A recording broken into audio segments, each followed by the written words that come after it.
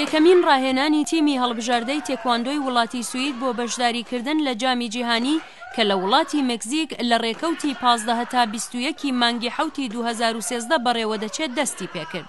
لەو تیمەدا کە پێک هاتووە لە 33 کەس 11 یاریزانی گروپی لیۆن تێکواندۆ بە ڕاهێنەری ئەحمەد کەرکووکی کە 8 کەس لەو 11 کەسەیان کوردن بەشدارن.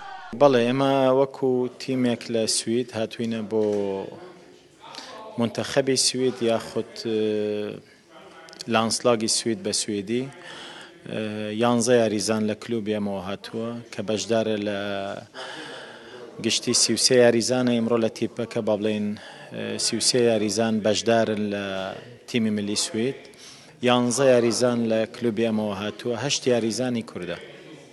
بۆ بەشداریکردن و وەرگرتنی ئەندام لە تیمی هەڵبژاردەی وڵاتی سوید چەندین مەرجی سەرەکی هەیە وەکو هەموو ساڵێ لە 4 یاری پلەی یەکەم لە دەرەوەی سوید بەشداری بکەن و لە یاریەکاندا میداڵیای پلەی یەکەم تا سێیەم وەرگرن و لە ناو سویدیش لە ساڵێکدا 3 یاری ئەنجام بدەن و پلەی یەکەم بەدەست بێنن کە یاریزانانی کوردی گروپی لیۆن تێکواندۆ ئەم سەرکەوتنانەیان بەدەست هێناوە. من گەڵک مسابقة كنا من 6 زير أنا 5 زيفي هنا 12 زير وكسي باشترين لعب سويدي با وديكو بعمل جالا كاري ما كنا يعني هاد بش من هاري كار ما جالا حميد عادرا قلمن سيانة صالة ياريكم نزيكي دا ألتون من هنا بدس لقال 6 سيلفر لقال 2 برونزش.